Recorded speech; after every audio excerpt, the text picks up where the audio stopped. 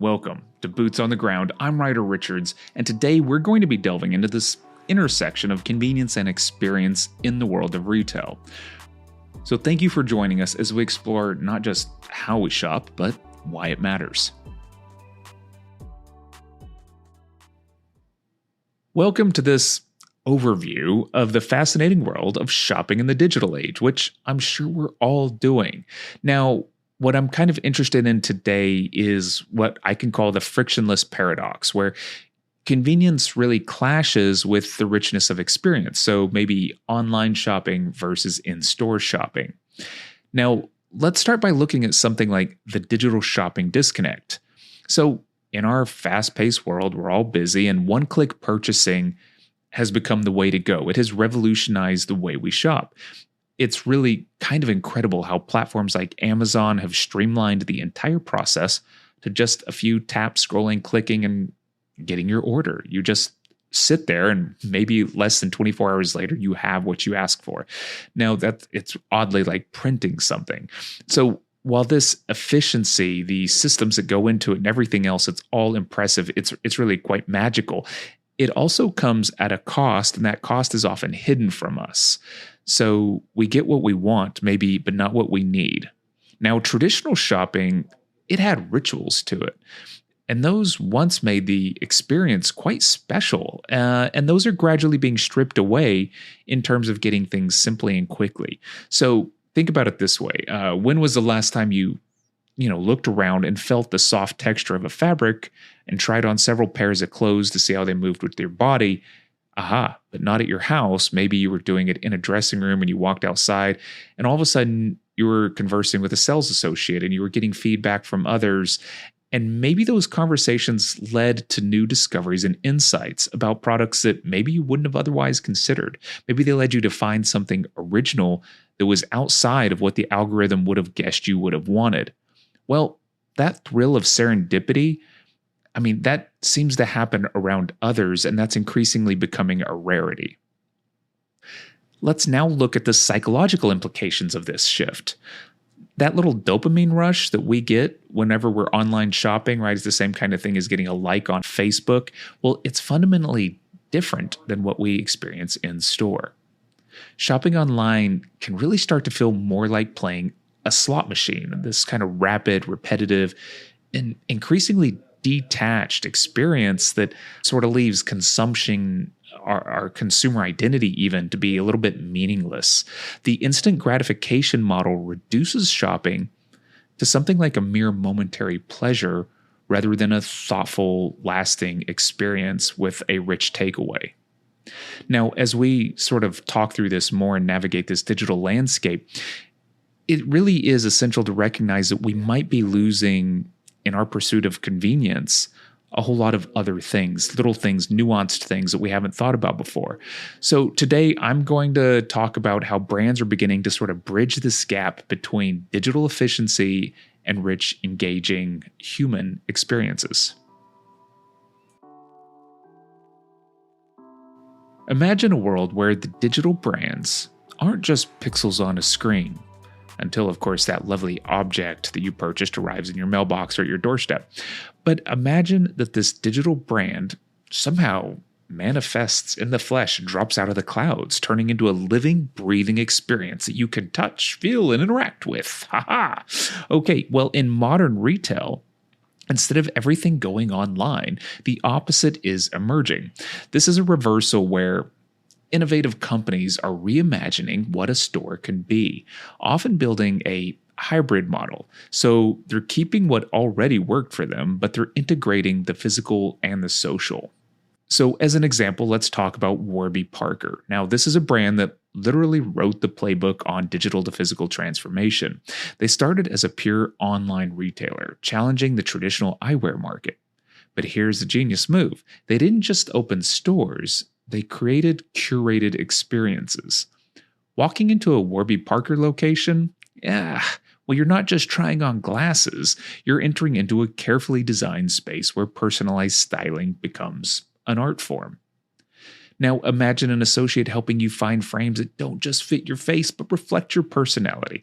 Well, That means that they're not just selling glasses anymore, they're crafting an identity. This is retail as storytelling. That is creating your story, your narrative, where every interaction is designed to make you feel seen and understood. This is a social component exempt from most online shopping. Then there's Bonobos with their revolutionary guide ships model. That means they have a zero inventory store where you can get perfectly measured, tailored, and then have the clothes shipped to your home. It's still physical, but it's kind of like having a personal tailor and a digital shopping cart all rolled into one experience. And then, of course, there is also Casper, the mattress company. And their sort of claim to fame now is that they transformed the notoriously awkward mattress shopping experience, which is basically lying uncomfortably on display mattresses under fluorescent lights while people stare at you, by really trying to create inviting showrooms that feel more like a lifestyle destination than a retail space. So these three, Warby Parker, Bonobos, and Casper, they have all embraced the idea that shopping is not just about transactions. It isn't even about ease and speed. It's about creating connections.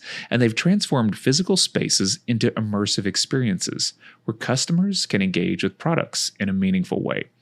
And this allows them to see how those items fit into their lives and identities. Now, let's dive into the wild world of AI-driven shopping and the psychology behind it, because this is where technology is blurring the lines between consumption and entertainment. So take a concept or a platform like Temu. It's an online shopping platform that's essentially turned shopping into a gambling-like experience. They've implemented this spin-to-win mechanics that trigger the same sort of dopamine response you'd get from something like a slot machine. Because it's not really about shopping anymore. It kind of is, but it's a game where the prize is a potential bargain. But here's where this gets even more fascinating, is this gamification of shopping isn't really just about selling products now, right? It's got this added experiential component. It's about understanding human psychology and creating experiences that are addictive, exciting, and deeply personalized. Like, you've probably never had more fun shopping than when you were doing it on Temu, but it can also be stressful, right? So this is kind of fascinating because with big data driving the speedy compulsion to buy more, that thrill may be there, but equally it can feel a bit manipulative and wasteful the next day. Like, for instance, why do I now own 6 sets of tweezers?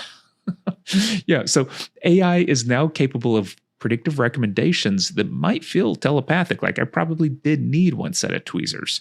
But as you and I both know, the way algorithms work is the more that we feed into the system, the more relevant the output should be for us, right? So one of the benefits here might be to imagine virtual try-on technologies. These are things that could understand your body type, your emotional sentiment analysis. It might be able to predict your shopping mood, and they could really come back with pretty accurate sizing predictions based on detailed body scans. So one of the things I might focus on is the emotional sentiment prediction. At one point, online shopping actually lets you escape the manipulations of salespeople, or basically the eyes of others. But increasingly, it seems to be nurturing a new version of surveillance and compulsive consumption. So many purchases now, they're frivolous, leaving consumers empty after the expenditure. That's a closet full of stuff and no joy. So while the benefits may exist through tech innovation, we're also seeing a counter movement. This is a move away from clicks back to bricks. Slow shopping, that's the term for what's emerging. It's a form of resistance, a deliberate pushback against fast fashion, mindless consumption, and the landfills it is filling. Slow shopping is about emphasizing quality over quantity, reducing waste, and making each purchase a more thoughtful, intentional act.